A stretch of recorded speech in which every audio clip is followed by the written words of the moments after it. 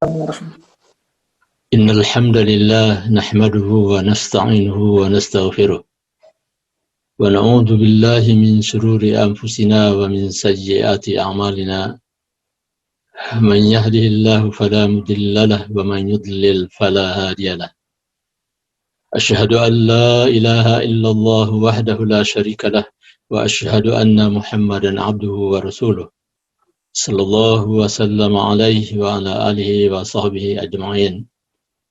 أعوذ بالله من الشيطان الرجيم يا أيها الذين آمنوا اتقوا الله حق تقاته ولا تموتن إلا وأنتم مسلمون.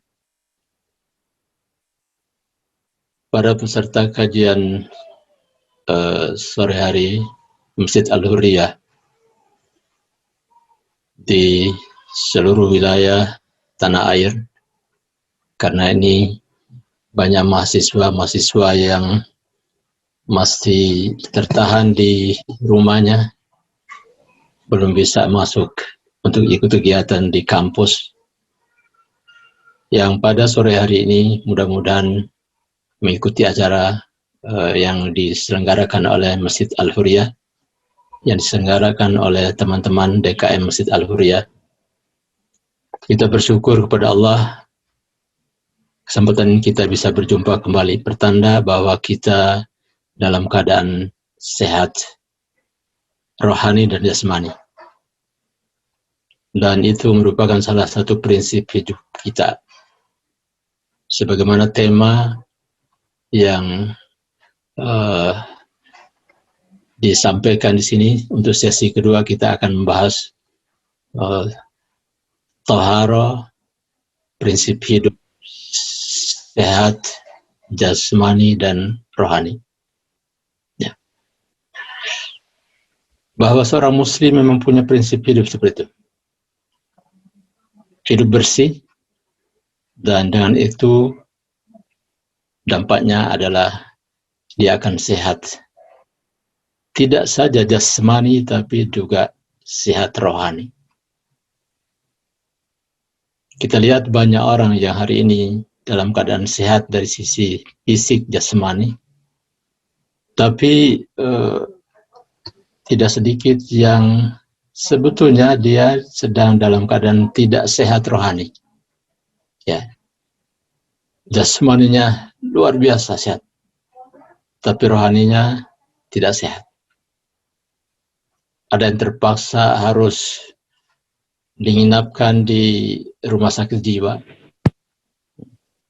Kebetulan pesantren kami ini tidak jauh dari rumah sakit jiwa. Kalau 17 Agustus itu dilepas semua pasien dan mereka main bola di lapangan. Sehat fisik mereka, tapi ternyata rohaninya, jiwanya sakit. Juga tidak sedikit orang yang terpaksa harus ditahan di rumah-rumah tahanan karena terlibat dalam perbuatan-perbuatan yang melanggar hukum, khususnya hukum Allah. Koruptorkah atau apalagi namanya, mereka adalah orang-orang yang sedang mengidap sakit rohani. Jasmaninya sehat, luar biasa, tetapi sangat disesalkan bahwa jiwanya sakit. Nah, itulah salah satu prinsip hidup kita. Thahara dalam arti bersih. Dan hidup bersih tidak hanya bersih jasmani, tapi juga bersih rohani. Bersih jasmani disebutkan thahara dhahira. Sedangkan bersih rohani kita sebutkan thahara batinah. Dhahira, lahir. Nah, sudah jadi dhahir, jadi lahir bahasa Indonesia. Batinah masih tetap batin. Kita suka pada ucapan selamat, mohon maaf, lahir dan batin. Lahir itu dhahir, nampak. Sedangkan batin itu yang tersembunyi. Kita ingin hidup sehat dalam pengertian sehat jasmani dan rohani. Maka dalam sesi yang kedua pada sore hari ini, Masya Allah, kita bahas ya, babnya adalah bab Thahara, tapi subbabnya ada 4 bab. Subbabnya itu. Bab tentang wudu itu dalam rangka kebersihan jasmani. Itu ada 27 hadis. Tentang nawaqidul wudu, hal-hal yang membatalkan wudu, ada 20 hadis. Kemudian tentang tayamum, ada 13 hadis. Tentang mandi janabah, mandi junub, ada 21 hadis. Dan tentang mashul khuf, ada 9. Tentu semua hadis-hadis ini tidak bisa kita baca satu persatu dalam kesempatan hari. Alhamdulillah, Allah sudah meringkasnya. Allah sudah meringkasnya di dalam surat Al-Ma'idah ayat 6 dan juga di dalam surat An-Nisa ayat 43. Karena itu kita berangkat dari situ, insya Allah hadis-hadis yang sudah kita sebutkan dalam subbab tadi akan masuk semuanya. Di dalam surat Al-Ma'idah ayat 6, Allah Subhanahu wa taala berfirman, "Ya ayyuhalladzina amanu." Seruan kepada orang-orang beriman juga. Ya. Allah menyeru orang-orang beriman. Masya Allah. Ya ayyuhalladzina amanu. Idza qumtum ila sholati, apabila kamu hendak mendirikan salat, faghsilu wujuhakum, maka basuhlah wajah muka kamu, wa aydiyakum ilal marafiqi, dan tangan kamu sampai ke sikung, wamsahu biru'usikum, usaplah kepalamu, wa arjulakum ilal ka'bain, dan bersihkanlah kedua kakimu sampai batas mata kaki. Itu yang berkaitan subbab al-wudu. Sebab berikutnya adalah berkaitan dengan mandi janabah, yaitu dalam ayat wa in kuntum junuban fattahharu. Jika kalian dalam keadaan junub, maka bersucilah kamu. Bersihlah kalian. Wa in kuntum marda aw ala safarin, dan seterusnya ayatnya akan masuknya pada bab tayamum. Ya. Jadi bab tentang mandi janabah hanya satu kalimat pendek, wa in kuntum junuban fattahharu. Tetapi bab tentang tayamum kita lihat juga masih berkaitan juga dengan bab wudu.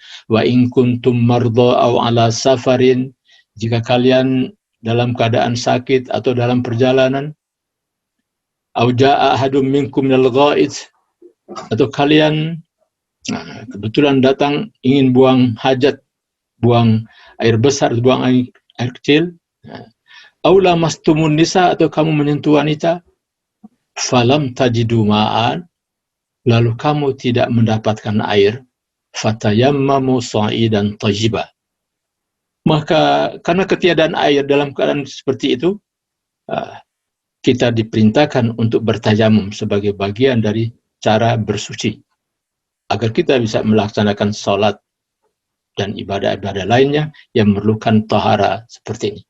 Ya. Perintah Allah, fatayammamu sa'idan thayyiba, ya, bertayamumlah kamu dengan debu tanah yang suci. Ya.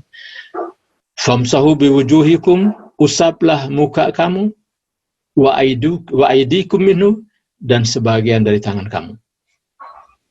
Lalu Allah menyatakan, ma yuridullahu an yaj'ala 'alaikum min haraj. Allah tidak ingin membuat kamu susah atau kesulitan. Walakin yuridu liyutahhirakum, akan tapi Allah ingin supaya kalian bersih. Dia ingin membersihkan kalian. Bersih, tentu bersih jasmani dan rohani. Waliyutimma ni'matahu 'alaikum la'allakum tashkurun. Dan Allah ingin menyempurnakan nikmatnya kepada kamu dengan harapan agar kamu bersyukur kepada Allah Subhanahu wa taala. Dalam makna yang sama bisa kita lihat nanti dalam surat An-Nisa ayat 43, ya. Walaupun itu dimulainya dengan ya ayyuhalladzina amanu la taqrabus sholata wa antum sukara, itu kemudian lanjutannya sama, wa in kuntum marda aw ala safarin, jika kamu dalam keadaan sakit, dalam perjalanan, dan seterusnya, maka diperintahkan untuk bersuci. Kalau tidak ada air, maka dengan alat suci yang lain, yaitu dengan debu, dengan tayamum. Itulah ringkasan daripada yang akan kita bahas ini. Nah, maka yang pertama mengenai wudhu. Luar biasa ajaran Islam. Ketika dia memerintahkan kita untuk melakukan sesuatu, di situ selalu terkandung dua aspek. Ada aspek lahiriah, ada aspek batin, ada aspek ukhrawi, dan ada aspek duniawi. Ada dua dimensi. Begitu juga ketika dia berbicara, ketika Allah menyuruh kepada kita untuk berwudu, maka dari situ kita temukan hadis Rasulullah SAW yang menjelaskan kepada kita tentang dimensi ukhrawinya, yang menjelaskan kepada kita tentang aspek rohaninya apa. Ya. Yaitu di mana Rasulullah SAW bersabda, "Idza tawadda'a al-'abdu", apabila seorang hamba berwudu, famadmada, ketika dia berkumur-kumur, fakharajatil khataya min fihi, maka kesalahan-kesalahan dosa-dosanya yang kecil itu akan keluar dari mulutnya. Jadi ketika kita berwudu saja, dengan berwudu itu Allah Subhanahu wa taala akan menghapuskan kesalahan-kesalahan kita yang keluar dari mulut kita.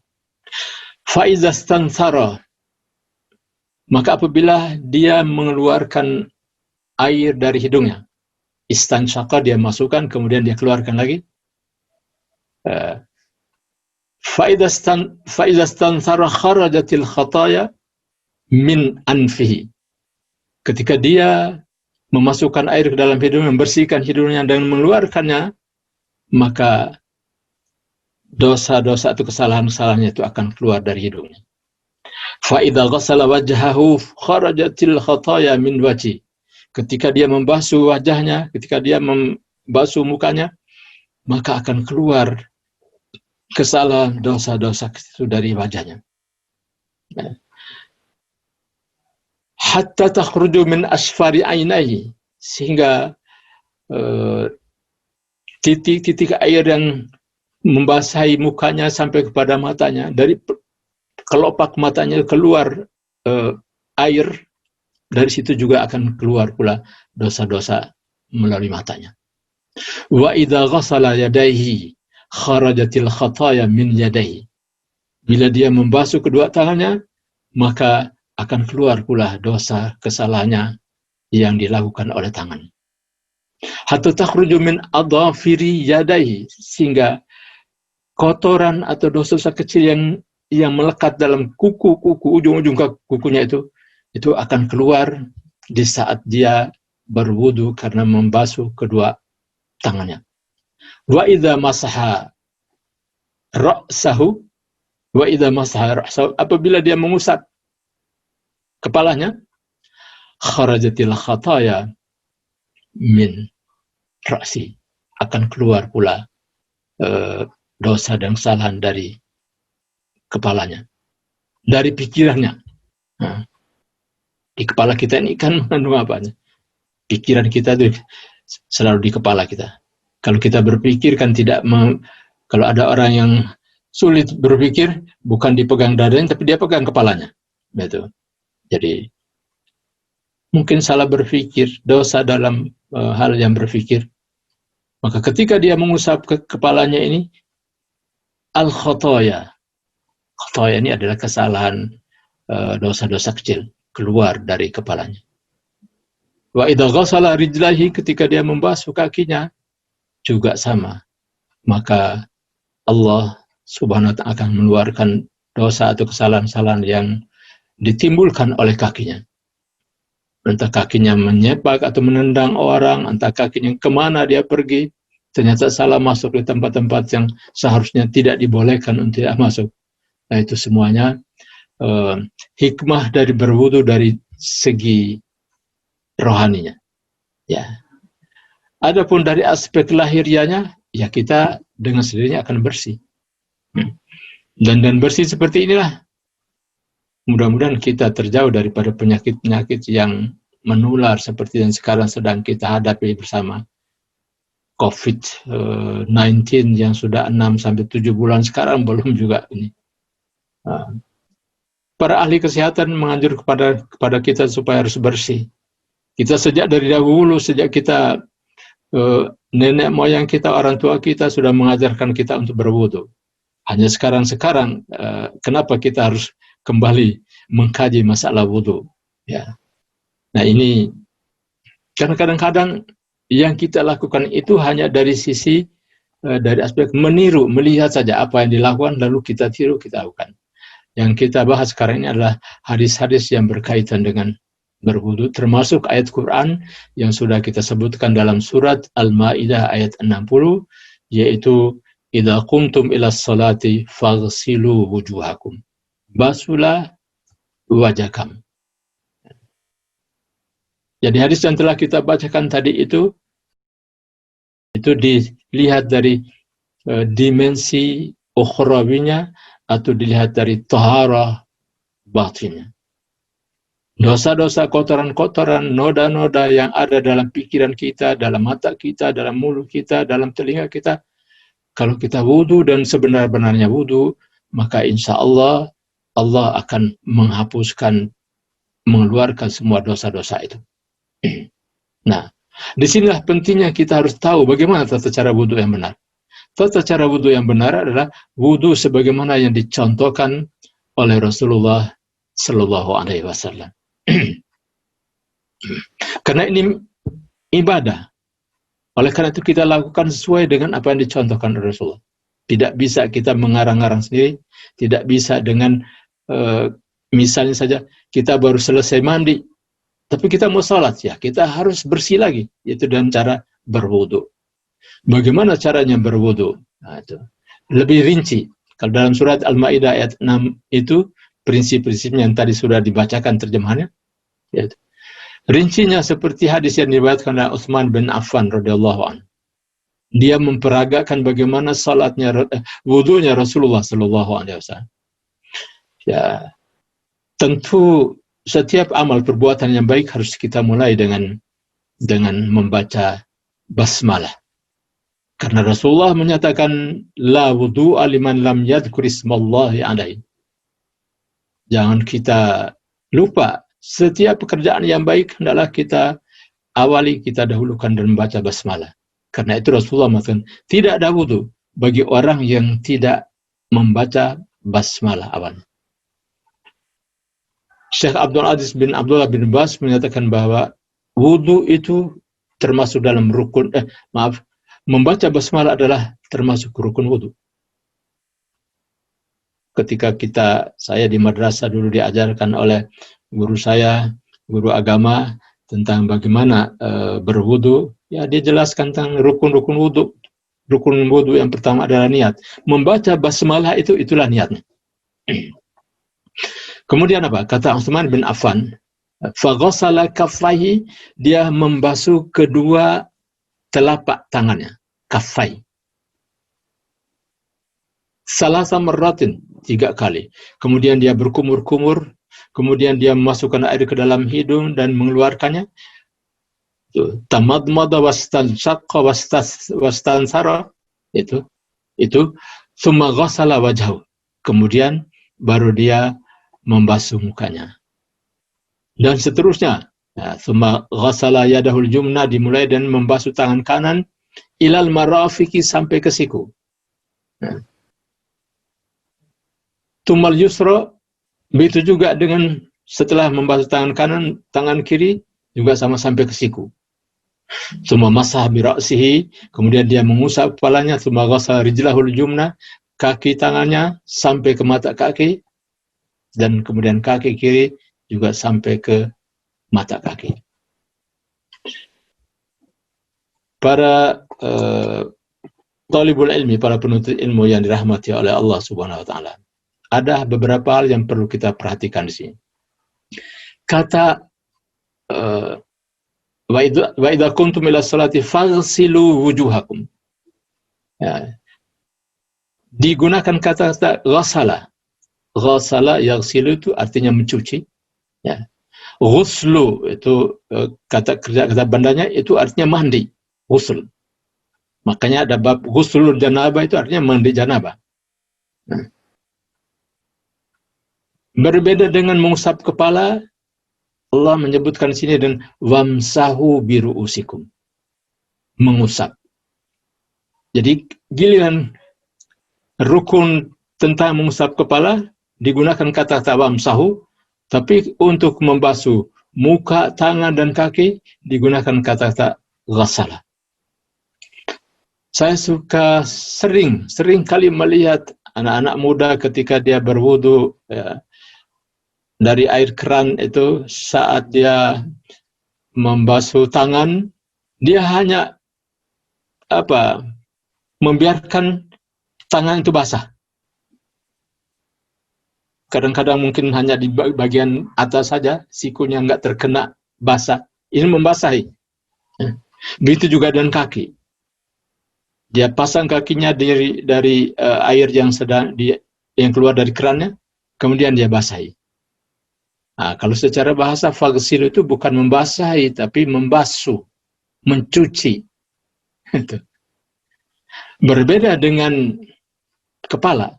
Kepala itu dan mengusap. Tidak usah harus satu gelas air kita tuangkan dari atas kepala kita, tapi tangan kita yang masih ada bekas air itu kita sapu tangan kita, itu sudah masuk wamsahu biru'usikum. Jadi jangan sampai saat kita berwudu tidak sempurna wudu kita. Ini akibatnya Rasulullah SAW dalam hadis yang diriwayatkan oleh Anas bin Malik. Ini masuknya dalam Bulughul Maram. Hadis lainnya adalah kata Anas bin Malik, ra'an Nabi sallallahu alaihi wasallam rajulan fi qadamihi mithlu dhafri lam yusibul ma.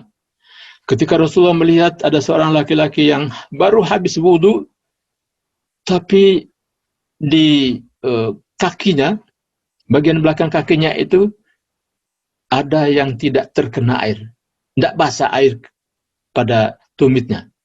Apa kata Rasulullah? Irji' fa ahsin wudu'aka. Ulangi wudumu. Coba wudulah dengan sebaik-baik mungkin. Ahsin. Begitu Rasulullah SAW sangat memperhatikan kepada sahabat-sahabat. Kesalahan sedikit segera ditegurnya agar tidak menjadi lebih besar. Jadi hanya karena bagian daripada anggota badan atau anggota tubuh yang harus dikenai air, dibasuh tapi tidak terkena air, maka Rasulullah SAW menyuruh untuk mengulangi wudunya. Jadi kalau giliran pada muka, tangan, kaki, marilah kita basuh. Ya. Jangan sekedar dibiarkan air mengalir atau air membasahi tangan dan kaki kita. Ya. Itu terkait dengan makna ghaslu, faghsilu wujuhakum, artinya membasuh. Begitu juga dan wamsahu, mengusap. Ketika mengusap kepala, dalam hadis di kitab Bulughul Maram, Rasulullah mengusap kepalanya. Fabada bi muqaddami ra'sihi. Dia mulai dimulai dari depan kepalanya, dia usapnya. Hatta dhahaba bihima ila qafahu, sampai ke belakang, sampai ke tengkuknya. Tsumma raddahuma ila al-makanil ladzi bada'a minhu. Lalu dia kembalikan dari belakang ke depan seperti semula. Itu mengusap kepala yang sempurna. Ya. Apalagi kalau kita fahami makna Al-Quran tadi, ayatnya mengatakan wamsahu biru'usikum. Wah, itu lalu lahir pendapat para ulama. Mengusap kepala ini apakah seluruh kepala atau sebahagian sudah cukup? Prakteknya Rasulullah sudah memberikan contoh mengusap seluruhnya. Dari depan sampai ke belakang, balik lagi ke depan.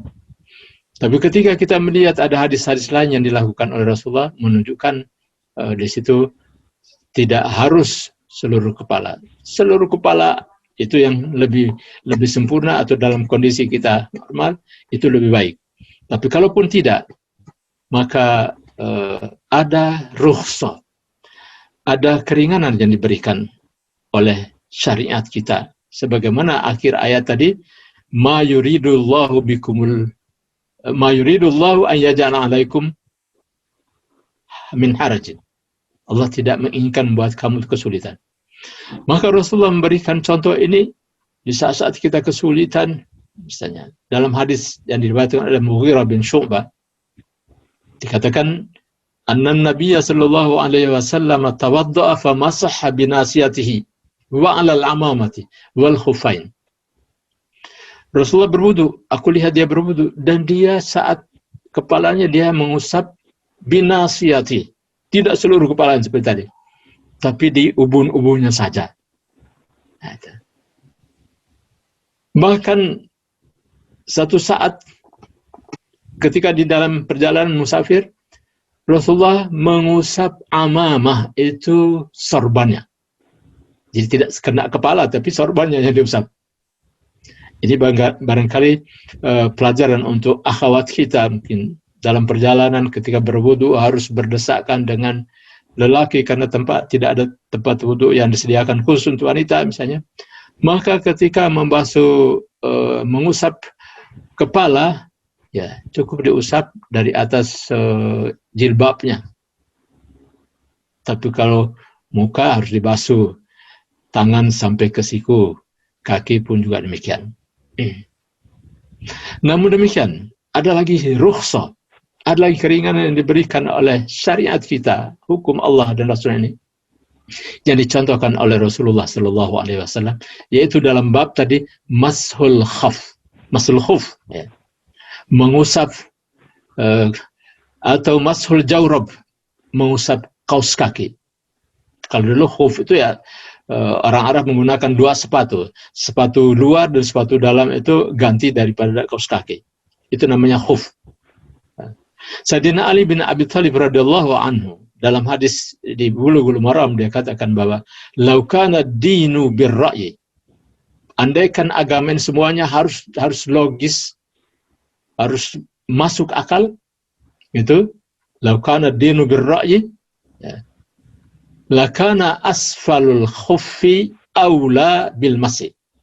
Maka kalau mengusap khuf ini, sepatu atau kaus kaki ini, maka harusnya diusap di bawah, karena yang kotor kan di bawah ini yang kita injak. Tapi prakteknya Rasulullah hanya mengusap di bagian atas saja. Gitu. Kata Sayyidina Ali bin Abi Thalib, "Lau kana ad-dinu bir-ra'yi lakana asfalul khuffi aula", lebih utama bil masih, untuk diusap, min a'lah, daripada di atas. Wa qad ra'aitu, kata Sayyidina Ali, wa qad ra'aitu Rasulullah sallallahu alaihi wasallam yamsahu ala dhahiri khuffahi. Aku lihat Rasulullah ketika mengusap sepatunya, kaus kakinya, yang dia usap adalah di punggung tapak kaki, tidak di bagian bawah yang kita gunakan untuk injak-injak tanah ini. Gitu. Dalam hadis lain yang berkaitan dengan kaus kaki, kaus al-jawrab, mashul jawrab, itu juga hadis yang diriwayatkan oleh Syu'bah, Mughirah bin Syu'bah.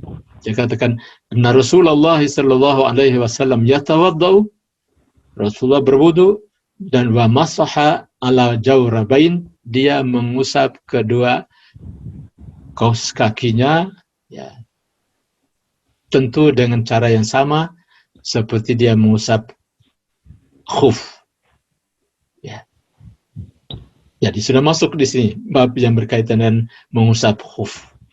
Walaupun beberapa hadis lain yang berkaitan bahwa syarat untuk mengusap khuf atau kaus kaki yang kita pakai misalnya dalam perjalanan, kalau dia musafirnya berapa lama? 3 hari 3 malam, dia boleh cukup dan mengusap kaus kakinya saja, bagian atas lah gitu. Nggak usah dibasahin, nanti jadi menimbulkan aroma yang tidak baik. Cukup dan diusap. kalau kaos kaki, kalau orang dalam perjalanan musafir. Kalau dia di rumah tidak bepergian kemana-mana, bisa dan khuf. Kalau dia enggan untuk membuka kakinya untuk dibasahin karena mungkin sakit atau sangat dingin, maka bisa dia mengusap kaos kakinya bagian atasnya dengan syarat selama 1 hari 1 malam dia tidak boleh membuka kaos kakinya. Kalau musafir dalam 3 hari 3 malam dia tidak membuka. Kalau dia membuka sepatunya pasti batal. Artinya dia harus memulai berwudu sebagaimana biasanya. Gitu. Nah, itulah keringanan yang diberikan oleh Allah kepada kita ketika Dia memerintahkan pada kita untuk berwudu, kemudian juga mandi junub. Masuk sekarang kepada ghuslul janabah.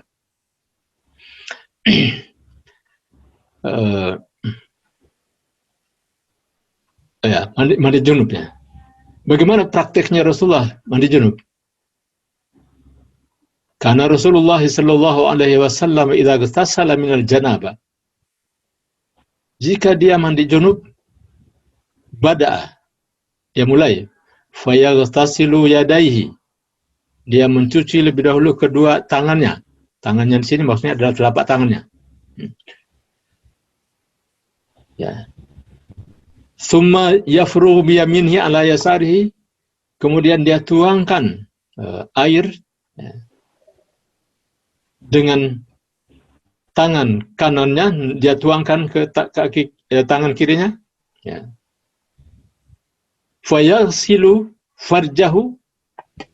Ya. Kemudian dia mencuci kemaluannya. Tsumma yatawaddau, kemudian dia berwudu. Nah, ini cara mandi Rasulullah sallallahu alaihi wasallam. Mula-mula adalah dia mencuci kedua telapak tangannya, kemudian dia tuangkan air sambil tangan kirinya membersihkan farjinya. Lalu dia berwudu sebagaimana wudunya salat. Tsumma yatawaddau. Yaitu tata cara wudu seperti tadi kita sudah jelaskan. Tentu semua tadi. Kalau ingin sempurna ya berkumur-kumur sampai kepada mengusap kepala. Nah, ketika giliran untuk membasuh kaki ditinggalkan. Itu diakhiri ketika di akhir dia mandi, baru dia menggosok, membersihkan kakinya dengan sempurna. Jadi setelah dia berwudu, lalu disebutkan sini, fayadkhulu asabi'ahu fi usuli sya'ri, ini keramas. Sampai kalau mandi junub kan air harus benar-benar dikeramas, karena dia masukkan air itu sampai ke usul sya'ri, itu artinya di pokok di rambutnya, di pokok rambutnya, di kepalanya nih. Summa hafana ala ra'si, kemudian dia menyirami kepalanya 3 kali, salah hafanaat, lalu menyirami seluruh tubuhnya. Summa ghassala rijlaihi, di akhirnya dia membersihkan mencuci kedua kakinya. Ya. Malah dalam riwayat hadis yang diriwayatkan oleh Imam Bukhari dan Muslim, dalam riwayat Imam Bukhari, kata Siti Aisyah, ini cerita Siti Aisyah. Kata Siti Aisyah, setelah selesai dia mandi, summa ataitu bil mandil faradahu. Aku datang membawakan handuk untuk dia mengeringkan badannya, tapi Rasulullah menolaknya. Mungkin ini di musim panas yang biasanya sangat panas, lebih baik dibiarkan airnya tidak dikeringkan, karena itu membuat badan kita jadi dingin. Tapi kalau di musim sangat dingin, tentu orang ingin cepat supaya kering, jangan sampai kedinginan. Itu jadi tidak apa-apa. Itu yang berkaitan dengan handuk ini. Misalnya dia tidak mau mengeringkannya juga tidak apa-apa, karena itu yang dicontohkan oleh Rasulullah seperti dalam hadis ini. Nah, itu yang harus kita lakukan ketika kita mandi junub. Junub itu artinya seorang misalnya mimpi basah, ya, atau suami istri bercampur, maka dia wajib mandi, namanya mandi junub, dan tata caranya seperti kita jelaskan dalam hadis ini. Kalau air tidak ada, ini kita masuknya kepada bab tayamum. Ya. Bagaimana caranya untuk membersihkan ini? Nah, dalam surat Al-Maidah ayat 6 tadi, ya, wa in kuntum marda aw ala safarin aw jaa ahadun minkum minal ghaid aw lamastumun nisa, kalau kamu menyentuh wanita berarti batal wudu. Itu. Falam tajidu ma'an, lalu kamu tidak menemukan air, fatayammamu sa'idan thayyiba, bertayamumlah dengan debu tanah yang suci. Ya. Famsahu biwujuhikum. Tayamum tidak faghsilu. Kalau wudu faghsilu wujuhakum. Tapi kalau tayamum famsahu biwujuhikum. Usaplah muka kamu, wajah kamu. Wa aidikum minhu, dan tangan kamu. Kalau kita sebut tangan berarti dari ujung jari tangan sampai ke pundak. Itu namanya tangan. Tapi praktek tayamumnya Rasulullah Shallallahu Alaihi Wasallam tidak seperti itu. Jangan sampai kita salah faham seperti yang dialami oleh Ammar bin Yasir. Ammar bin Yasir, sahabat yang terkenal ceritanya, dia disiksa oleh kaum kafir Quraisy ketika berada di Mekah, di mana di hadapannya dibunuh bapaknya, ibunya, di tengah-tengah dia menyaksikan dan mata kepala, dan kemudian orang-orang kafir mengancam dia, kalau kamu tidak mau menghina Rasulullah, mengucapkan kata-kata keji terhadap Rasulullah dan Tuhannya, kami akan perlakukan sama seperti itu. Alhamdulillah dia kemudian selamat dari siksaan kaum Quraisy. Nah, dia bercerita, datang dia melapor kepada Rasulullah, dalam perjalanan saya kebetulan mimpi basah, ketiadaan air, maka saya bolak-balikkan badan saya, tubuh saya di atas pasir yang berdebu itu. Cerita dia kepada Rasulullah SAW. Karena mereka fahami bahwa tayamum itu adalah pengganti wudu dan mandi. Tapi apa kata Rasulullah sambil tersenyum? Innama yakfika an tadribahu biyadaika al-ardh. Cukup kamu, tangan kamu ini kamu letakkan, kamu tekanlah tanah yang berdebu itu, dorbatan wahidatan, sekali saja. Sumatamsah simat, kemudian apa? Usaplah. Tamsah artinya menyapu, mengusap. Tangan kirimu yang sudah ada debu diusap ke tangan kanan, yaitu di dhahiri kaffai. Dhahir sini inna min dhahir. Kalau yang ini batin. Dari lahir batin itu dalam tangan. Ini kaffa, dari ujung jari sampai ke pergelangan, rasun, ini namanya kafun. Kalau kita di Indonesia bahasa kafun itu hanya tangan ini saja, batinnya saja. Padahal kafun itu dalam bahasa Arab zahir dan batin. Zahir itu adalah ini, dan batin, zahir itu adalah punggung, sedangkan batin itu yang kita sebut dengan telapak tangan. Kata Rasulullah Sallallahu Alaihi Wasallam, tangan kirimu mengusap punggung tangan kananmu, yaitu telapak tangan kananmu. Begitu juga sebaliknya, tangan kanan mengusap tangan kiri. Tapi dimulai dengan pertama adalah muka dulu. Ya. Mengusap muka, kemudian baru tangan kanan, lalu tangan kiri. Ini sesuai dengan hadis lain yang diriwayatkan oleh Ibnu Umar radhiyallahu anhu. Kata Ibnu Umar, Rasulullah sallallahu alaihi wasallam bersabda, "At-tayammumu darbatani." Tayamum itu dua kali kita menempelkan, meletakkan tangan kita di tanah. Ya. Darbatan lil wajhi, ya. Sekali kita usap muka kita, wa darbatan lil yadain, Dan sekali lagi kita tempelkan tangan kita ke debu atau tanah, lalu kita usap kedua tangan kita. Dalam hadis yang lain misalnya disebutkan ditiupkan dulu. Takut ada pasir-pasir yang melengket di tangan kita, sehingga pada saat kita mau mengusap mengusap wajah kita misalnya, nempel lagi di wajah. Dan itu Rasulullah memberikan contoh dan diusap, ditiupkan supaya itu.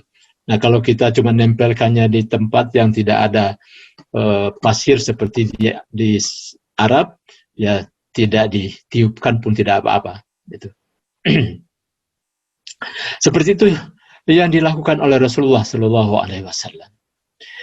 Di sini memang ada timbul beda pendapat tentang bertayamum ini. Apakah karena tayamum ada pengganti dari wudu, jadi harus kita usap tangan tuh dari ujung jari sampai ke siku. Nah, itu prakteknya Rasulullah tidak melakukan seperti itu. Kita ikuti saja apa yang dilakukan Rasulullah, yaitu cukup. Dan ada dua macam kan. Sekali saja juga cukup. Ya, satu kali kita tepuk tangan kita ke tempelan kita ke tanah, kemudian usap muka dan kedua tangan kita. Atau yang kedua, dua kali. Tepukan pertama itu untuk mengusap muka, dan tepukan yang kedua untuk kedua tangan. Tangan pun hanya sampai di telapak tangan saja. Karena ini ya sebagai syarat untuk kita bisa melaksanakan salat. Kemarin kita sudah jelaskan bahwa la tuqbalu salat min ghairi tuhurin. Jadi salat tidak akan diterima kecuali setelah kita suci. Walaupun sucinya itu dengan cara bukan menggunakan air, tapi dengan cara bertayamum. Ya. Nah, tentang mandi junub sudah, tentang tayamum juga sudah. Saya lihat hampir semuanya sudah kita singgung sini ya. Ya, yang berkaitan dengan nawaqidul wudu kita semuanya sudah tahulah, itu hadis-hadisnya sudah kita amalkan dalam keseharian kita. Ya, ini kita hanya menunjukkan beberapa buah hadis saja karena kita juga ingin ada interaksi antara kita semuanya. Maka saya cukupkan sambil di sini. Insyaallah kita masuk dalam diskusi bersama-sama. Mudah-mudahan lebih kita kembangkan dalam diskusi ini. Terima kasih, silakan kepada saudara moderator. Kita lanjutkan. Oke, alhamdulillahirrahmanirrahim. Jazakallah khairan katsiran kepada Ustadz yang telah memberikan ilmu kepada kita tentang wudu, tentang mandi junub, tentang tayamum ya Ustadz. Alhamdulillah. Semoga dengan ilmu yang disampaikan oleh beliau, kita dapat menerimanya dengan baik dan dapat mengamalkannya dalam kehidupan sehari-hari kita. Oke, kita langsung ke acara selanjutnya, yaitu sesi tanya-jawab. Silakan kepada peserta kajian yang ingin bertanya, menggunakan fitur raise hand dan berbicara setelah dipersilakan. Kak Rehan, ada pertanyaan. Oke, alhamdulillah sudah ada saudara Ahmad Fakir Rehan yang menggunakan fitur raise hand. Silakan Kak untuk bertanya.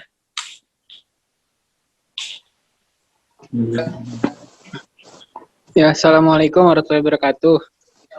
Waalaikumsalam warahmatullahi wabarakatuh. Alhamdulillah. Jazakallah khair Ustadz. Wa iyaka. Subhanallah. Ana izin bertanya. Sebelumnya perkenalkan Ustadz, Ana Raihan dari IPB Ustadz, mahasiswa IPB. Kemudian sekarang lagi di wilayah Bogor juga. Oh iya. Begini Ustadz, bagaimana sebaiknya Ustadz sikap kita ketika kita dalam proses ibadah kita, terutama dalam taharah itu mengalami keraguan Ustadz. Karena Ana jujur sering mengalami momen-momen keraguan dalam banyak amal ibadah. Nah, salah satunya ketika taharah seperti wudu, sering buat Ana ragu, ini udah kebasuh, misalnya siku udah kebasuh sesuai dengan standarnya atau belum, sehingga akhirnya ulang lagi dan sebagainya Ustaz. baiknya seperti apa Ustaz? Mohon pencerahannya. Itulah tadi di awal kita sudah jelaskan bahwa wudhu ini ada dua dimensi. Dimensi lahiriah dan dimensi rohani. Ketika kita berwudhu, ya, tadi kan disebutkan bahwa dosa-dosa kita keluar dari sini. Coba kita balik pemahaman kita. Ketika kita wudhu, kita sedang menjaga diri dari segala kotoran noda lahiriah maupun batiniah. Jadi jangan menunggu setelah kotor baru dicuci, tapi jagalah diri supaya tetap dalam keadaan bersih. Bersih dari dosa mulut, bersih dari dosa telinga, dosa mata, dan semuanya itu.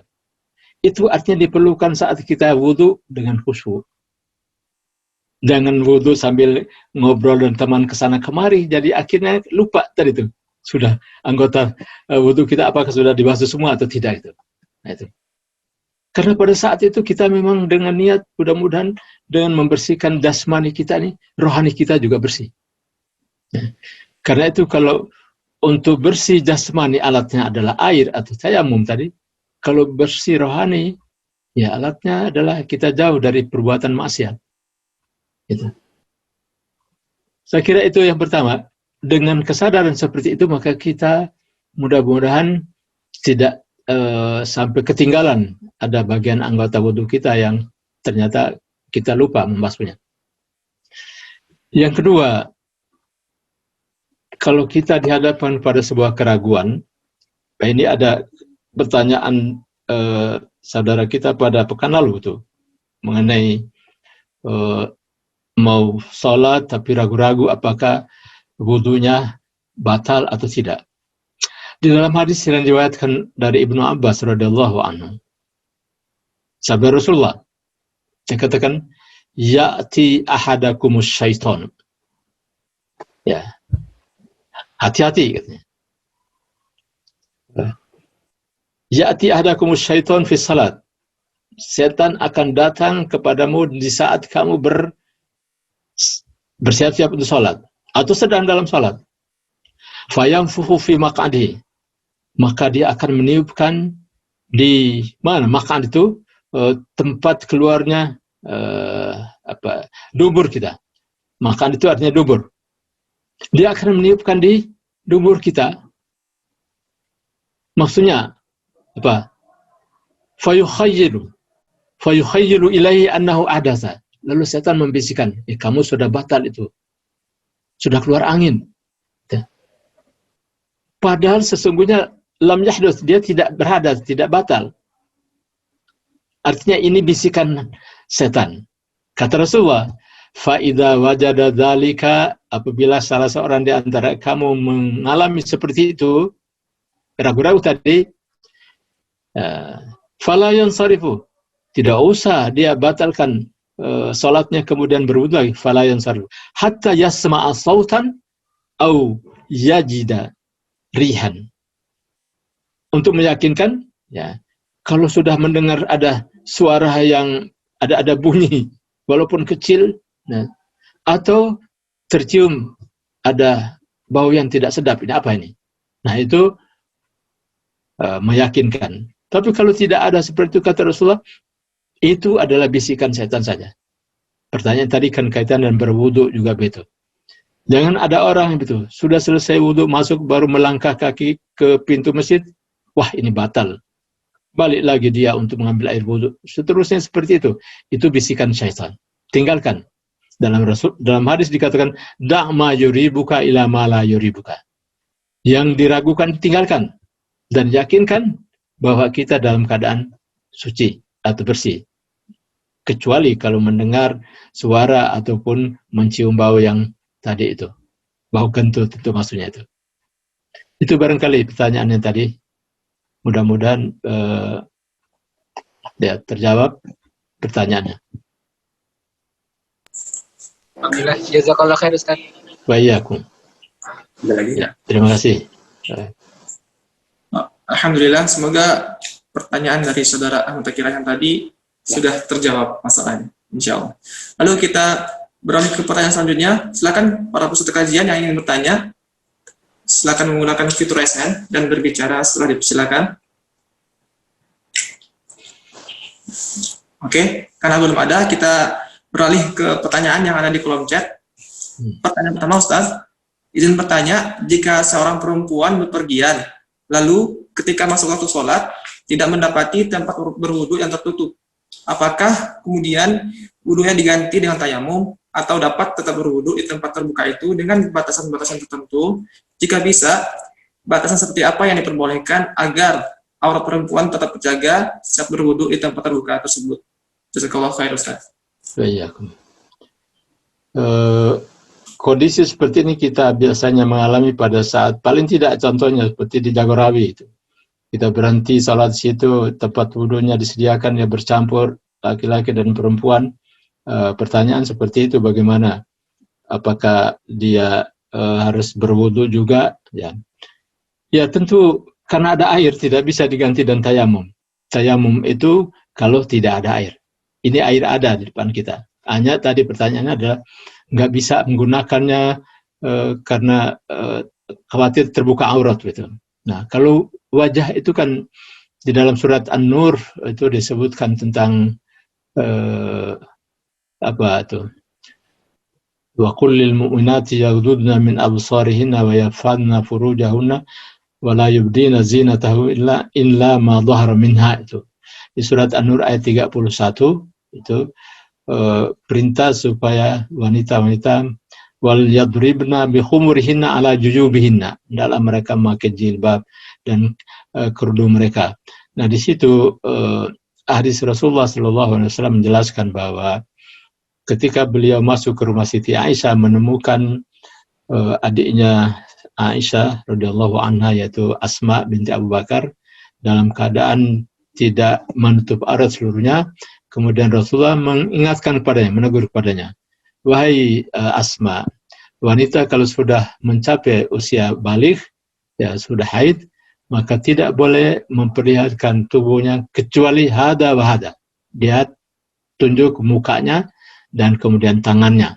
Tangan sini telapak tangan. Karena kondisinya ini kondisi yang berbeda, bukan kondisi normal, maka pada saat itu ya berwudu sampai ke siku, basuh tangan sampai ke siku, begitu juga dengan kaki. Apalagi kalau memang waktunya sangat mendesak, sudah dekat, kalau kita mau lambatkan nanti sholat di rumah, tidak mungkin dapat masuk sholat dengan pada waktunya misalnya. Maka apa tadi? Ma yuridullahu an yaja'ala 'alaikum min harajin. Ya. Allah tidak menghendaki kesulitan untuk kamu. Maka di dalam keadaan seperti itu kita wudu. Nah, tentu bagi laki-laki, ya, jadi khitabnya ditujukan kepada laki-laki, jangan kesempatan berwudu sambil ngintip, sambil lihat orang wanita berwudu di samping itu. Itu kan berarti kita tidak bersih hati di situ, bersih mata kita. Nah, jadi saat kita wudu tadi kan sudah kita jelaskan bahwa saat membersihkan, membasuh muka, nah itu jangan sambil membasuh muka sambil melihat di kiri kanan kita karena ada wanita yang sedang berwudu dan cara seperti itu. Itu. Ya, saya lihat di tempat-tempat wudu di perjalanan itu sudah mulai dipisahkan antara pria dan wanita, yang mudah-mudahan lebih baik lagi. Gitu. Saya tidak tahu kalau di Jakarta gubernur kita DKI itu lebih syar'i, dia bisa mungkin membedakan atau memisahkan antara salatnya putra dan putri ataupun juga tempat wudunya berbeda. Ya. Ya, mudah-mudahan itu untuk akhwat kita, ukti kita. Oke, jazakallahu khairan Ustaz. Semoga masalah tadi terjawab sehingga dapat kita amalkan. Kita langsung ke pertanyaan berikutnya dari saudari Leli Wahyuniar. Masya Allah, beliau dari Jakarta dan alumni IPB. Ustaz, kalau wudhunya di kamar mandi, apakah kita tetap mulai dengan bismillah, mengingat tadi seperti yang Ustaz katakan, termasuk rukun wudhu? Ya. Bolehkah wudhu di kamar mandi? Boleh. karena tidak ada dalil yang melarang untuk wudhu di kamar mandi. Ya, tapi lebih bagus adalah wudhu di luar kamar mandi, sehingga tadi semua kita baca basmalah juga dengan ya dengan sempurna tentunya. Kalau di dalam kamar mandi, ya ada hadisnya yang berkaitan dengan larangan untuk kita jangankan untuk membawa tulisan yang ada lafaz Allah dan Rasulullah saja. Rasulullah menanggalkannya ketika masuk ke toilet gitu. Nah, karena itu kita dalam hati saja saat kita mau membasuh tangan kita dan seterusnya, tidak kita lafazkan, tidak ucapkan. Oke Ustaz, ya, jadi intinya tetap kita ucapkan tapi dalam hati. Ya, itu yang niat tuh. Kalau niat itu kan dalam hati, tidak dilafadzkan ya, di bibir. Ya. Iya, Ustaz. Oke, alhamdulillah. Kita langsung ke pertanyaan selanjutnya dari saudari Amelia Indah. Izin bertanya Ustaz, bagaimana dengan orang yang pergi untuk mendaki gunung? Waktu hendak mengerjakan sholat, mereka akan melaksanakan tayamum, akan tetapi pakaian mereka kotor. Apakah harus mengganti pakaian terlebih dahulu, Ustaz? Ya, mendaki gunung ya. Ya, mudah-mudahan diambil jarak, jangan sampai terjadi ikhtilat. Ini kan kita punya kebiasaan yang kadang-kadang tidak kita sadari, ini keluar dari syar'i, aturan kehidupan, tata cara pergaulan kita sehari-hari.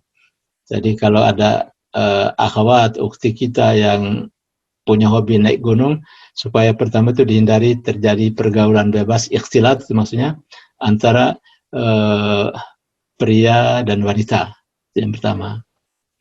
Kemudian yang kedua tadi kaitan dengan pertanyaannya itu, di gunung nggak ada kotor ya, tentang pakaian kotor. Pakaian kotor itu tidak sama dengan pakaian yang bernajis, ya. Kecuali kalau memang pakaian kita terkena najis.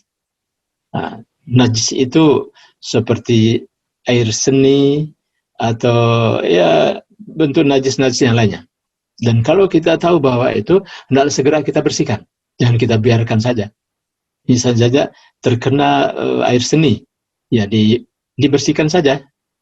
Dibasuh bukan berarti dibersihkan dalam artian dicuci, kemudian ya seperti orang, bagian yang terkena najis itu saja yang dibersihkan. Nah, kalau yang dimaksudkan kotoran dari sini kotoran biasa bukan najis, maka seorang petani misalnya, ketika dia di sawah mencangkul dengan pakaian seperti itu sehingga lumpur apa kena, itu bukan najis. Dia bisa sholat dalam keadaan seperti itu. Ya. Tapi petani-petani biasanya dia siapkan juga tuh, ada sarungnya, ada bajunya, sehingga kalau datang waktu sholat ya, sholat baju atau pakaian yang kena lumpur atau tanah itu kan kotor juga. Jadi kalau pengertian kotor dengan bernajis tidak sama mungkin. Kotor dalam pengertian kita itu pakaian yang kotor, bisa juga ada najisnya, tapi kadang-kadang kita katakan kotor namun tidak terkena najis. Kotor hanya karena mungkin daki itu. Andaikan ini terkena najis misalnya, itu tadi harusnya kita cuci segera, dibersihkan, dan kemudian kita sholat dengan pakaian yang ada. Jadi jangan, saya pakaiannya kotor jadi nggak mau sholat, nanti saja di rumah. Nah, nanti sudah kelewat waktunya. Itu. Jadi dalam kondisi seperti ini, apalagi kotor itu bukan najis, maka itu sah untuk kita sholat. Oke, alhamdulillah Ustaz. Jadi intinya selama belum terkena najis, insya Allah sholat sah. Bismillah Ustaz. Kita langsung ke pertanyaan selanjutnya dari saudari Febi Maghfirah. Izin bertanya Ustaz, bagaimana cara meyakinkan diri bahwa tayamum juga bisa sama seperti berwudu, yaitu merasa lebih bersih dan sudah bersuci? Karena kadang tayamum itu belum terasa lebih bersih. Ya. ketika kita masih menganggap bahwa bersih itu adalah bersih dalam pengertian dari kotoran, maka akan timbul keraguan-raguan. Tapi kalau kita bersih ini dalam pengertian bersih dari najis, maka walaupun itu pakaian kita anggap kotor, itu sah untuk kita melaksanakan salat. Nah, oleh karena itu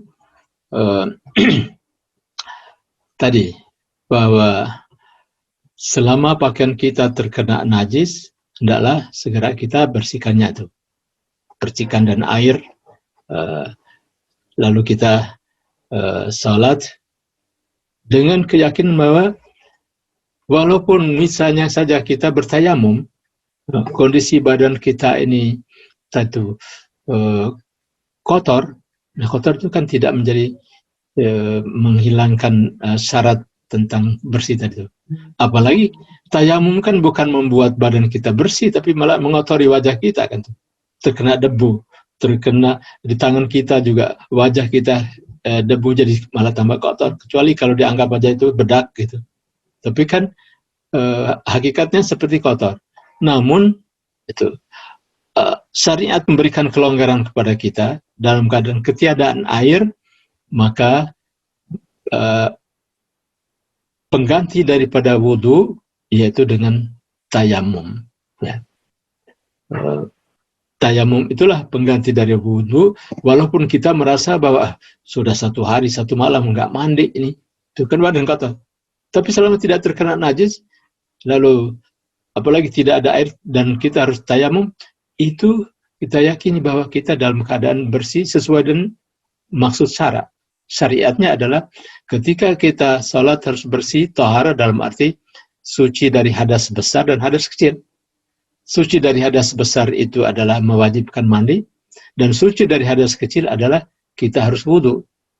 Nah, cerita dari sahabat Ammar bin Yasir tadi, ya, dia suci, dia tidak suci dari hadas besar, dan dia harus mandi, tidak ada air. Penggantinya adalah tayamum. Caranya bukan menggulingkan badan di atas pasir supaya seluruh badan jadi debu, terkena debu, tapi cukup dengan mengusap wajah dan kedua telapak tangan. Kita dalam keadaan belum mandi, berarti kan sebetulnya kita junub kan tuh, belum mandi. Tapi caranya supaya kita bisa melaksanakan salat adalah dengan tayamum. Tayamum itu pengganti daripada mandi dan wudhu. Jangan sampai juga seperti ada sahabat yang juga dalam perjalanan dia terkena kepalanya terkena luka. Di situ ada air. Sahabat-sahabat semuanya mengatakan bahwa dia harus mandi, tidak boleh ditayamum karena ada air. Maka sang korban ini dia terpaksa mandi, ya datang ajalnya, dia meninggal dunia. Sahabat-sahabat datang melaporkan kepada Rasulullah SAW. Mereka beralasan bahwa air ada. Tapi kemudian kata Rasulullah, kamu kenapa tidak bertanya lebih dahulu? Betul. Kondisi seperti itu tidak boleh dipaksakan, cukuplah dengan tayamum. Dia junub, ya, terkena luka di kepalanya, ada air, dan oleh sahabat semuanya dipaksakan untuk dia mandi, lalu dia meninggal dunia. Kata Rasulullah, mereka telah membunuh dia. Qataluhu, qatalahumullah. Semoga Allah mengutuk, melaknat mereka. Jadi, ya, kita merasakan bahwa badan kita masih kotor, apalagi junub itu. Tetapi dalam kondisi seperti itu kita diberikan keringanan, tayamum dan salat. Maka kewajiban sudah terbebas semuanya. Dengan cara itu, kewajiban kita sudah terbebas semuanya. Walaupun memang kita yakini bahwa kita dalam badan kita ini masih kotor. Kita harus mandi, yaitu nanti kalau sudah ketemu dan air. Ya, begitu. Mudah-mudahan juga bisa diterima? Alhamdulillah Ustaz. Jazakallah Ustaz atas jawabannya. Jadi intinya kotor itu beda ya Ustaz sama najis ya. Ya. Oke, Alhamdulillah Ustaz banyak yang bertanya. Semoga Ustaz diberi kemudahan dalam menjawab pertanyaannya Ustaz. Lalu masih banyak lagi, berapa banyak? Ya di sini masih banyak Ustaz yang bertanya di chat. Alhamdulillah. Alhamdulillah. Jadi kita langsung ke pertanyaan selanjutnya dari saudari Mira Khorisha. Mau bertanya Ustaz, bagaimana hukum wudhu kita jika setelah kita selesai berwudhu, kemudian ternyata kita menginjak atau menyentuh sesuatu yang bersifat najis? Apakah wudhu kita batal atau bagaimana Ustaz? Karena saya pernah dapat info kajian lain, katanya wudhunya tidak batal. Terus bagaimana kita mau sholat dengan tenang kalau kepikiran bahwa kita terkena najis? Nah, itu dibuka saja hal-hal yang membatalkan wudhu kita. Apakah terkena najis itu batal wudhu kita atau tidak? Hal-hal yang membatalkan wudhu kita misalnya, keluar salah satu dari dua jalan, dari kubul atau dubur, itu akan membatalkan wudhu kita. Atau karena bermimpi, ya. Atau dalam keadaan, ya pokoknya keluar sesuatu dari dua jalan ini, bisa air seni atau madzi atau apa, pokoknya itu akan membatalkan wudhu kita, ya. Nah, lalu ini dirasakan bagaimana? Apakah ini terkena najis? Tinggal kita bersihkan saja najis yang ada di tangan kita. Jadi tidak membatalkan wudhu karena dia tidak termasuk dalam hal-hal yang membatalkan wudhu. Kalau sholat, ya. Salat itu kan syaratnya harus bersih badan, bersih pakaian, dan bersih pula tempat. Jadi sebelum salat kita harus bersih semuanya itu. Selesai salat kemudian baru ketahuan bahwa di pakaian kita ada najis, itu sah salat kita. Kalau ketahuannya sesudah salat, maka salat kita jadi sah, karena itu termasuk rufi al-qalam min al-khata' wan nisyan, dimaafkan oleh Allah. Dan sesuatu yang di luar dari kesengajaan. Tapi kalau sudah kita tahu, ya hendaklah kita bersihkan dulu. Tuh. Kalau ini berkaitan dengan wudhu, kalau yang terkena kan baju kita, baju saja yang diganti atau dibersihkan. Wudhu kita tetap tidak batal. Tempat sholat juga begitu. Tidak membatalkan wudhu kita, begitu juga dengan najis yang terkena pada tangan kita atau kaki kita, tinggal kita bersihkan saja bagian yang terkena najis itu. Wallahu a'lam bishawab. Alhamdulillah. Terus kalau Ustaz, jadi intinya kita cukup membersihkan najis tersebut Ustaz. Ya. Oke, kita beralih ke pertanyaan selanjutnya. Dari saudara Khairun Ni'mah. Ini pertanyaan lanjutan. Ini pertanyaan lanjutannya tadi Ustaz. Oh ya, walaupun. Jika misalkan kondisi tadi tempat wudhu terbuka, tangan sampai siku dan kaki tetap dibasuh, lalu bagaimana dengan rambut Ustaz? Apakah diperbolehkan kerudung dilonggarkan untuk kesuburan wudhu? Iya. Jadi cara lainnya adalah kalau seperti itu sedang berdesakan, kita tunggu saja ikhwannya selesai wudhu baru kita belakangan. Saya kira juga bisa itu caranya. Nah, kalau soal mengusap kepala tadi ada hadisnya, Rasulullah sudah memberikan contoh kepada kita. Dia pernah mengusap sorbannya. Jadi ganti saja sorban itu jilbabnya itu, ya. Tidak usah dia buka kepalanya, rambut kepalanya, tapi dia mengusap di atas khumurnya, di atas kerudungnya itu. Kalau Rasulullah kan sorbannya yang dililit di atas kepala itu yang diusap. Kalau itu sudah ada contohnya dari Rasulullah Shallallahu Alaihi Wasallam. Ya. Oke, alhamdulillah Ustaz. Jadi semoga permasalahan tadi sudah terjawab sehingga dapat diamalkan. Atau tadi tentang kepala, satu lagi Rasulullah prakteknya dengan hanya membasahi ubun-ubunnya. Mungkin bisa dimasukkan jari tangannya ke kepalanya. Kalau tadi mengusap sorban itu atau di atas jilbab itu ragu-ragu juga, ya tinggal dari tangannya masuk ke ubun-ubunnya dibasahi sedikit sudah menurut mazhab Syafi'i beberapa helai rambut kita saja sudah memenuhi syarat mengusap kepala gitu.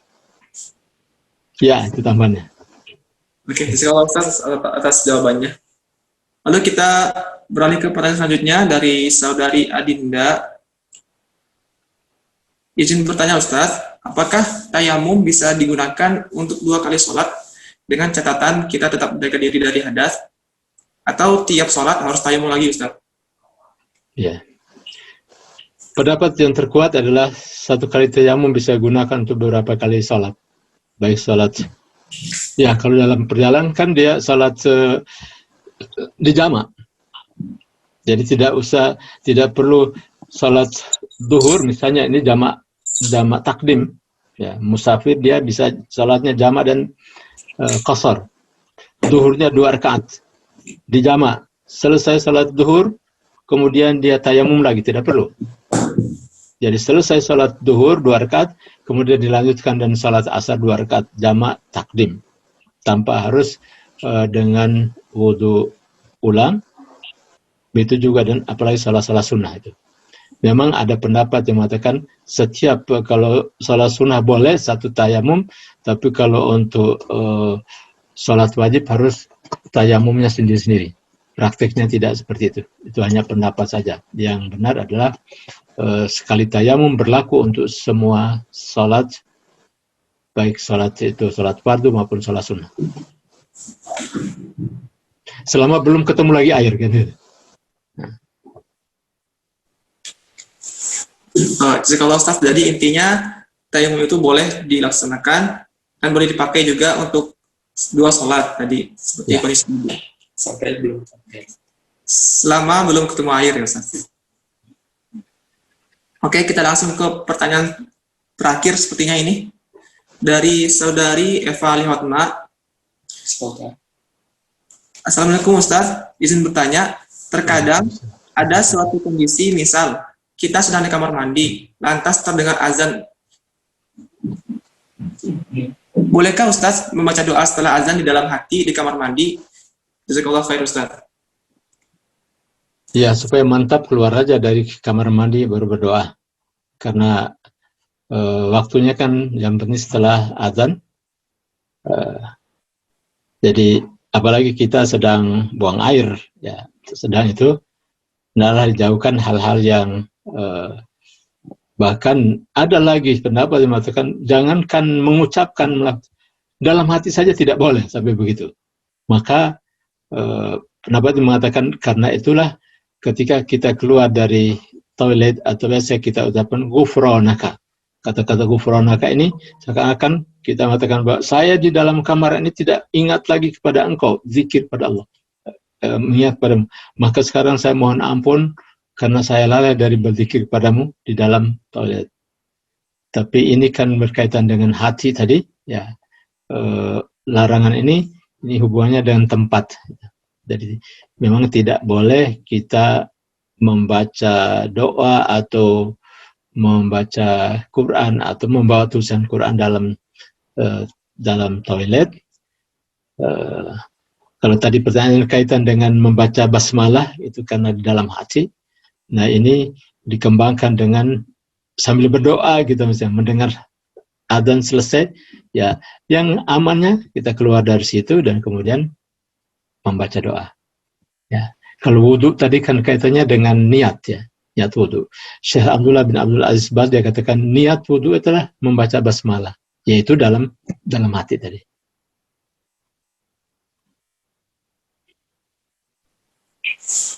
Ada pertanyaan di bawah, Bunda Kaisa. Oke Ustaz, jazakallah atas jawabannya.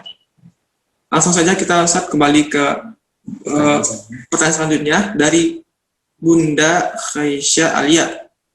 Di mana ada 2 pertanyaan Ustaz. Yeah. Yang pertama mengenai mandi junub. Selesai mandi wajib itu sudah termasuk wudhu. Ada yang mengatakan tidak perlu wudhu lagi setelah mandi wajib. Ada 2 pendapat tentang wudhu sebelum mandi wajib. Ada yang bilang wudhu cukup sampai telinga, lalu dilanjut guyur air ke badan. Ada yang bilang wudhu sampai sempurna, baru dilanjut guyur air ke badan. Mana yang lebih kuat pendapatnya Ustaz? Ya, yang kuat adalah wudu seperti cara mandinya Rasulullah SAW. Seperti tadi sudah kita jelaskan, bada'a bi yaghsilu yadayhi, dia mulai dengan mencuci kedua telapak tangannya, kemudian dia menuangkan air dan tangan kanan ke tangan kiri mencuci farjinya, lalu kemudian dia berwudu seperti wudunya salat sampai mengusap kepala. Nah, itu tidak dilanjutkan dan membasuh kaki, tapi dia mengguyur badannya dengan air itu. Lalu terakhir dia menggosok atau membersihkan kakinya. Lalu apakah dengan itu cukup? Misalnya kita tidak perlu wudhu lagi, langsung sholat, karena kita sudah melakukan ini. Nah, ini ada dua kewajiban. Kewajiban yang pertama adalah wa in kuntum junuban fattahharu. Kalau kamu dalam keadaan junub, maka mandilah, bersucilah. Tata cara bersuci seperti yang dicontohkan oleh Rasulullah. Kemudian kalau kita mau salat, dalilnya idza qumtum ila sholati faghsilu wujuhakum dan seterusnya. Kalau kita mau salat wajib wudu. Ya. Para ulama sudah menyatakan bahwa bila kita hendak melaksanakan salat, perintah dalam surat Al-Maidah ayat 6 dan juga surat An-Nisa ayat 43 itu, yaitu kita wajib bersuci. Kalau bersuci dengan alatnya air, itu berwudu, dan bersuci karena tidak ada air, yaitu dengan bertayamum. Ya. Maka apabila seorang sudah mandi junub, selesai, lalu dia mau salat, wudulah. Memenuhi perintah, idza qumtum ila sholati faghsilu wujuhakum. Pendapat tadi, ya kita mengikuti yang terkuat, yang menyatakan bahwa masing-masing perintah ini hukumnya berbeda. Perintah untuk mandi junub kita selesaikan, kemudian perintah untuk sholat kita penuhi dengan berwudu. Ya, jadi ada pendapat bahwa mandi dan sudah wudu, jadi tidak perlu wudu lagi. Nah, wudu itu kan dalam keadaan tidak sholat pun kita disunahkan untuk wudu. Kita tidak sholat. Ya.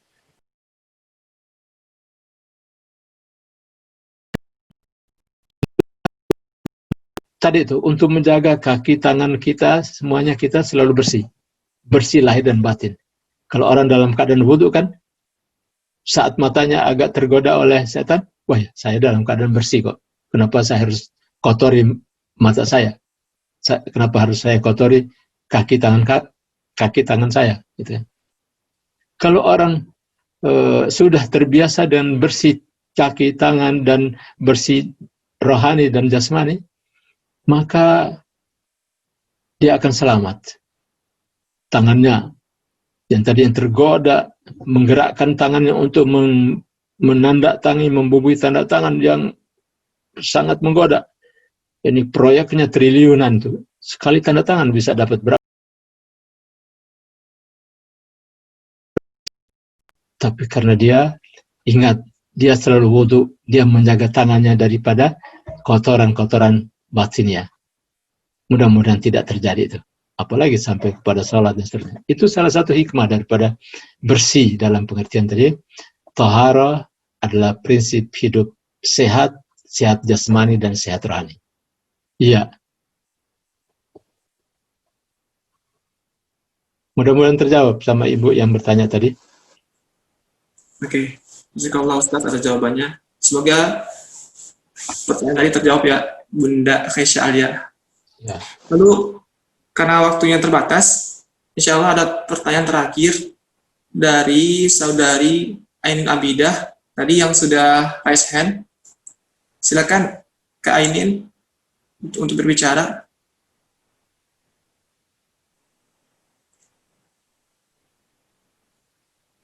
Ya, Abidah. Ngomong ya. Halo Kak Ainin. Masuk di sana. Oke, karena terkenal sinyal. Mungkin pertanyaan dari saya sendiri Ustaz, terkait sholat Jumat, kan kebanyakan jemaah sholat Jumat itu suka ketiduran ketika khutbah. Nah, Ya. apakah itu dapat membatalkan wudhu, Ustaz? Apakah itu termasuk yang membatalkan wudhu? Gitu ya. Ya. Ceritanya di masa Rasulullah, sahabat-sahabat itu setelah salat maghrib ingin mendapatkan pahala ar-ribat fi sabilillah, seorang yang jihad dan berjaga-jaga di perbatasan. Nah, itu pahalanya, yaitu orang yang salat maghrib menunggu sampai salat isya dan dia kemudian salat isya, itu pahalanya besar. Maka para sahabat, apalagi rumahnya jauh dari masjid, selesai salat maghrib dia menunggu datangnya waktu salat isya, tertidur. Dan tertidurnya sampai kepalanya bisa ke sana kemari. Tapi Rasulullah tidak menyuruh mereka untuk berwudu ulang alias batal wudunya. Jadi dari situlah para ulama mengatakan selama tidurnya itu tidak berpindah-pindah, ya, berada pada tempat, pada posisinya yang tadi tidak memungkinkan keluar angin, ya, maka tidur semacam itu, walaupun sampai ngorok. Walaupun sampai ngorok. Dan dalam hadis juga disebutkan tuh, sahabat-sahabat tidurnya sampai tidak sadar diri itu, kepalanya miring kiri kanan atau mengangguk-angguk, tapi itu tidak membatalkan wudunya. Jadi tidur dalam pengertian itu tidak membatalkan wudu, kecuali kalau tidur kemudian bisa bolak-balik di tempat tidur, itu sudah membatalkan wudu, itu harus wudu ulang. Ya. Oke, Ustadz, jazakallah.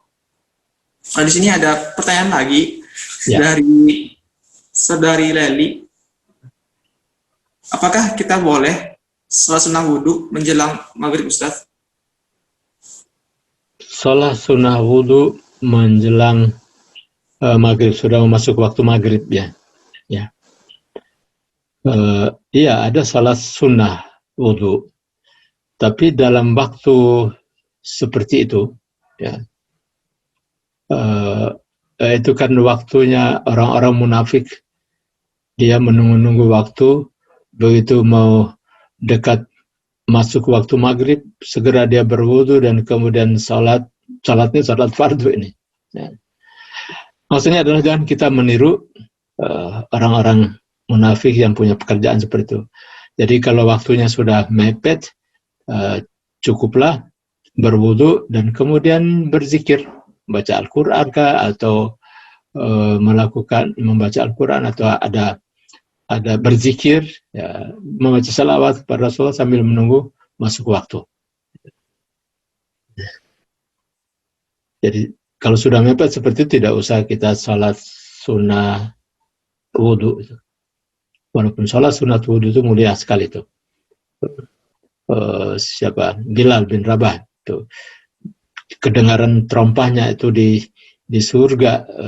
Rasulullah bertanya, apa yang kamu lakukan? Ya, saya biasa selesai wudu saya salat sunat wudu. Itu keutamaannya. Ya.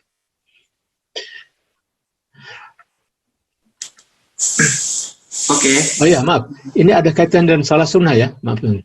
Jadi saya ingat, para ulama mengatakan bahwa kalau kita sudah salat sunat, salat asar, ya, maka setelah salat asar tidak ada lagi salat sunnah, kecuali itu pun dia beda pendapat, termasuk tadi salat wudu kemudian salat sunnah pada sudah mendekati maghribnya. Itu sudah salat asar kan, berarti ada larangan tidak boleh lagi salat sunnah, kecuali misalnya orang masuk masjid. Itu dua pendapat. Satu mengatakan kita berpegang kepada larangan salat sunat sesudah salat asar. Pendapat yang kedua mengatakan tidak. Salat sunat masjid itu karena ada sebabnya, karena kita masuk masjid, jadi itu dibolehkan. Nah, jadi tadi kita sudah salat asar, kemudian kemudian wudu untuk mau salat maghrib, tidak usah dikerjakan salat sunnah wudu, karena terkaitnya dengan waktu asar tadi. Mungkin Ustaz. Oke, jazakallah khairan Ustaz. Karena waktunya sudah habis, kita akhiri aja Ustaz untuk sesi tanya jawabnya. Sebelumnya saya ingatkan kembali bagi peserta kajian untuk mengisi absensi pada link ipb.link/hadir-kkbm. Lalu kita beralih ke acara selanjutnya. Insya Allah akan ada kesimpulan penutup untuk menutup materi kita pada sore hari ini, yang insya Allah akan disampaikan oleh narasumber kita kepada Ustadz Kyai Haji Muhammad Abbas Aula, LC/MHI. Dipersilakan Ustadz. Ya, kajian kita hari ini terkait dengan bab wudu, kemudian tayamum, lalu mandi janabah, serta mushaf khuf. Ya.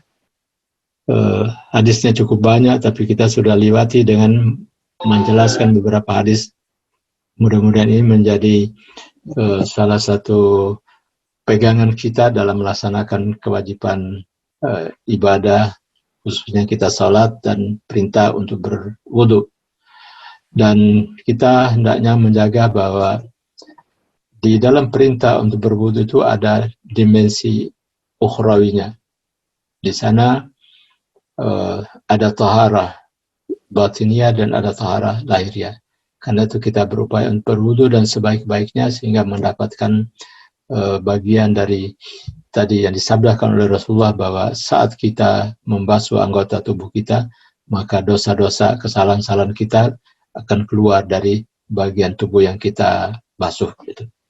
Dan itu sekaligus juga untuk kita menjaga diri kita selalu bersih dalam pengertian bersih jasmani dan juga bersih rohani kita. Dan itulah yang membuat kita sehat, selamat, dan mudah-mudahan kita semuanya istiqomah di dalam menjalankan segala perintah Allah dan mencontohi sunnah Rasulullah Sallallahu Alaihi Wasallam. Demikian dari saya dan terima kasih atas segala perhatiannya. Alhamdulillah. Jazakallah khairan katsiran Ustaz atas ilmunya pada sore hari ini. Semoga ilmu yang disampaikan oleh beliau dapat kita terima, dapat kita manfaatkan dan amalkan dalam kehidupan sehari-hari. Dan telah selesai rangkaian acara kita pada sore hari ini. Sebelumnya sudah ditampilkan link barcode infak Masjid Al-Hurriyah IPB. Jadi bagi peserta kajian yang ingin menginfak melalui Masjid Al-Hurriyah IPB, silakan mengunduh fotonya yang telah dikirimkan melalui kolom chat. Lalu insya Allah akan ada door prize istimewa yang akan diberikan kepada 5 penanya terbaik, dan nanti insya Allah akan diseleksi dulu oleh panitia dan akan dihubungi setelah itu. Oleh karena itu, kami himbau kepada peserta kajian untuk mengisi presensi di link ipb.link/hadir-kkbm. Oke, selanjutnya kita tutup kajian kita pada sore hari ini. Saya sebagai moderator, mohon maaf atas kesalahan dan kekurangan. Semoga kita dapat bertemu kembali di kajian Bulughul Maram bagian ketiga pekan depan. Sekian dari saya. Wassalamualaikum warahmatullahi wabarakatuh. Subhanallah wa bihamdika asyhadu an la ilaha illa anta astaghfiruka wa atubu ilaik. Ya. Baik, saya pamit. Assalamualaikum warahmatullahi wabarakatuh. Waalaikumsalam warahmatullahi wabarakatuh. Jazakallah khair Ustaz. Waalaikumsalam.